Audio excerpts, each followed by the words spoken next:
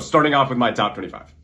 Realistically, 15 through like 35, maybe even 15 through 40, especially in the preseason, you can throw so many different teams there. But right now, my last 5 in is South Carolina, Missouri, USC, Penn State, and SMU. Starting off with South Carolina, why are they ranked? A lot of people don't want to see them ranked. Well, they have so much talent. And if you want to win, particularly in the SEC, I think you need 2 things. You need elite level quarterback play, and I think Lenore Sellers can give it to you, especially in stretches. And then you need a guy or 2 to come off the edge and disrupt games. I think Dylan Stewart's one of the most talented college football players in the entire country. I think he'll probably be a top 5 to 10 pick. And I think that they can really break up games. And it's why I put them here, although obviously last season was quite the failure. At 24, I have Missouri, really just out of respect for what Eli Drinkwitz has built. He's been one of the most consistent programs in the SEC. It's very difficult to do, especially at Missouri. I got them at 24. At 23, I have USC. A lot of people want to put them in the top 15, maybe even higher, but here's what I'll tell you. They look a lot like Clemson and LSU did a season ago when they were preseason ranked top 7 teams and then really didn't have very successful years. Yes, there's so much returning production. This is not a video game. They're not just all going to go up 4 overalls. My worry is there will not be enough improvement and they'll look very similar to how they did last year. And yes, make no mistake, this is a power rankings. But when you look at that USC schedule, I see Oregon, I see Indiana, I see Ohio State, and then I see a handful of teams in like that Michigan tier of the Big Ten, excuse me. I don't know if they can, A, win all those games against teams that they're in the same tier, and then B, beat the really good squad. Penn State, very opposite. They have a stupidly easy schedule, but there's also so much experience on this roster. Rockdo Beckett is a guy who's just played on so many games. Matt Campbell brought in a ton of guys full of experience. That warrants putting them inside of the top 25. 21, I have SMU. I think Kevin Jennings is really good. The coaching staff has shown that they've been pretty solid. I think the defense will be good. They got the running back transfer from Cal. He should be solid. I just think it's one of those teams that's going to end up somewhere around 9-3. Then you get to Houston. I think Connor Wigman's really good. Very similar to SMU. It's just kind of a roster that they retained a lot. They built a little bit. They got returning quarterback play, returning back coach. So that will put you in the top 25 when you were a 9-win team a season ago. Then I have Iowa, Washington, and Michigan. And I'm going to kind of group these guys all together that they all have massive question marks. For Washington, it's just, can everything kind of come together? Can that defense look good? Can the skill positions rebound? Because they did lose some pieces to the draft, guys like Denzel Boston. How will that kind of shape up? And then for Michigan and Iowa, quite frankly, it's quarterback play. We know the defenses are going to be great. We know the run game is going to be good. Do you have explosive quarterback play? And then how good are the wide receivers? Because Mark Gronowski really had Iowa a handful of plays away from being truly special last season, although it didn't fully happen, but there were certain signs. And then Michigan, obviously, Bryson Underwood. Louisville at 16. I really like Louisville next year. I think Isaac Brown's one of the best players in the country. That defense I love, especially up front. Linebackers, my biggest worry is the secondary. I think there is a little bit to be desired back there. And then how good is Lincoln Knault's going to be? In my opinion, he's going to be really, really good. When you looked at the guys who recruited him, it was Kalen DeBoer. It was NDSU, who's put 5 straight quarterbacks in the NFL. Look right there. And it was Ohio State. And to me, if those guys want you, you're a good quarterback. They're all much smarter than me. Wide receiver worries me a little bit, but once again, pretty easy ACC schedule. They're going to win a lot of games. Then I've got a lot of flack for this. Texas A&M and Ole Miss are behind BYU and Utah. And this is the way that I see it. BYU and Utah are 2 teams where when you put them against top 8 to 10 teams in America, they are not going to play incredibly well. But that's because they don't see that level of competition very often. And here's my point. BYU and Utah, if either of them make the playoffs, they're going to play top 7 teams, they might get blown out. I could see a world where Texas A&M and Ole Miss get blown out by top 10 teams too. If Texas A&M turns the ball over too much, it's going to look how Texas A&M looked last year. It was kind of close. You could convince yourself that you could win, but Texas handled that game. And then for Ole Miss, there's just so much new. Yes, your top 2 players came back on offense. That's awesome. Wide receiver is a massive question. You lost your best edge rusher and why is South Carolina ranked? Because they can get to the quarterback. At least on paper, they should be able to. Well, can Ole Miss do that and do that at the level of a top 10 team? Can they look like, the way an Oklahoma defense might look this season? But that's why they are where they are. And then for Utah, quarterback plays could be good. A lot of people are like, well, they lost so much up front. Some of their players went to Michigan. That's awesome. I think Morgan Scaley is going to be a very good coach. Am I giving them the benefit of the doubt? Absolutely. And then BYU, you return your quarterback. They've just been such a consistent program. I don't see how anybody can argue with for them to not be in that 10 to 15 range. Once again, inside of the top 10, can they beat those teams? No. We watched Texas Tech obliterate them twice a season ago, but I'm not putting them in the top 10. Then I have LSU at 11. Yes. Were they bad a season ago? Absolutely. But that transfer portal was elite. And what I think they honestly have, and this is their big X factor, I think they have probably the two best coordinators in the country. At least the best, pair of coordinators. Very similar to what Oregon had a season ago when they had Tosh and they had Will Stein. I think LSU's coordinators are elite. I think the talent's absolutely there. Do they have the foundation that the teams in the top 10 have in terms of how great the returning production is? No. And that's why they're at 11 instead of inside of the top 10. But let's get inside of the top 10. Oklahoma, my biggest worry, quite frankly, how good's your offensive line going to be? How good's your run game going to be? How much support can you give John Mateer? I was waiting for them to go out and do what Texas did and get a Cam Coleman and get an elite explosive running back like Hollywood Smothers. It just never really materialized. With that being said, John Mateer looks really good. And what happens if they are all healthy? They're going to be really, really solid. And then defensively, they're going to be amazing. The secondary I like, honestly, more than Oklahoma fans have, and I have a little bit more questions about how great the front four will be compared to other Oklahoma fans.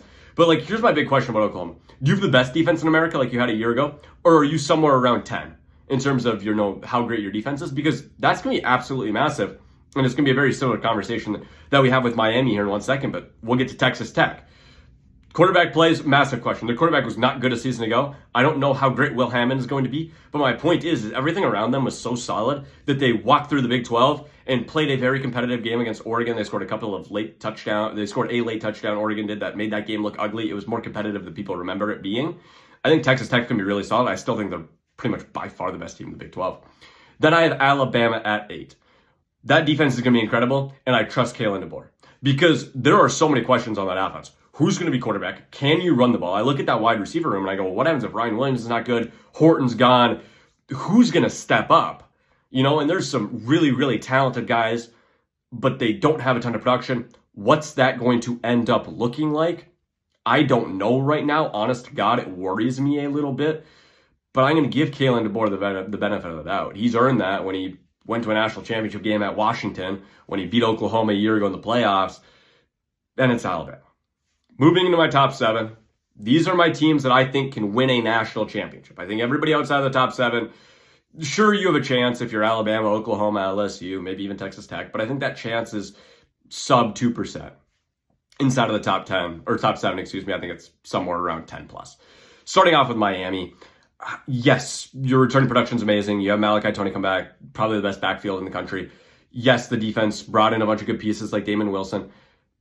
Will everything line up the way it did a year ago? Because I think you were the hottest team in the country when it mattered at the end of the year, but you necessarily were not the second best, wire to wire. What Miami version do we get? And when you looked at that playoff run, they had the best offensive line in America. It was not close. I mean, they physically manhandled Ohio State. They manhandled Ole Miss, and it's the reason they ended up where they were, along with that great running back tandem.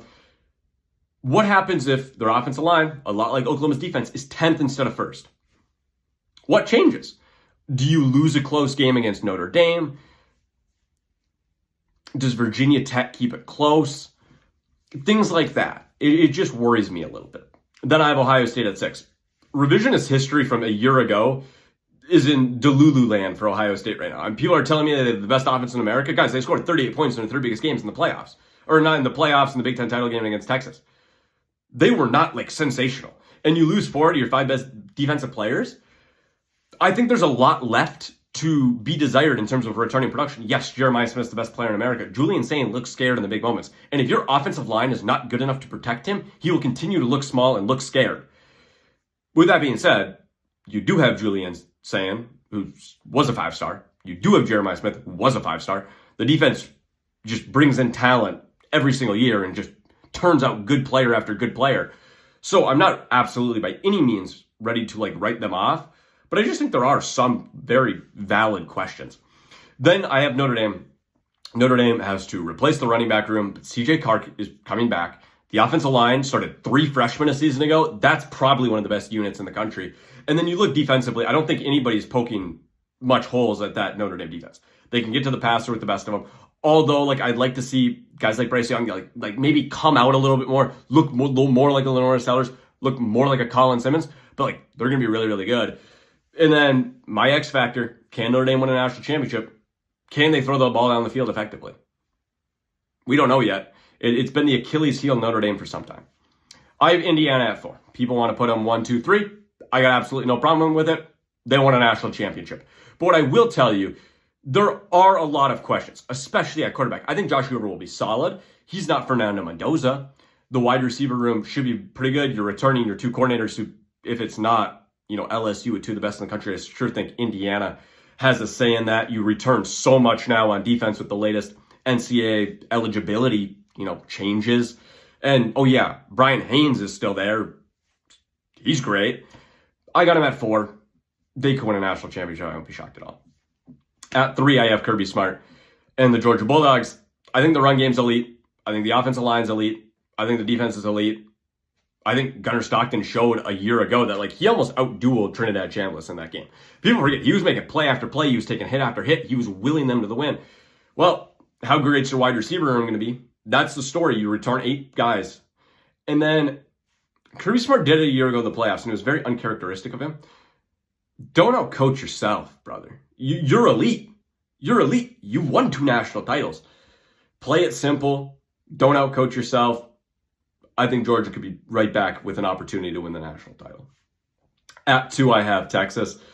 Look, I've taken a lot of flack for this. Well, Texas is top 3 every year. First of all, they've made the semifinals 2 of the last 3 years, Secondly, this team looks like 2024 Ohio State. In terms of you return everything, and then you bring in Cam Coleman, you bring in Rasheem Biles, everybody around that program looks like that dude's really, really talented. Melvin Suwani's came in from the ACC. They look like a top 2 roster to me. There's not a hole right now on that roster, other than maybe secondary. Maybe secondary, I'll give it to you. Linebackers elite. Defensive line's elite.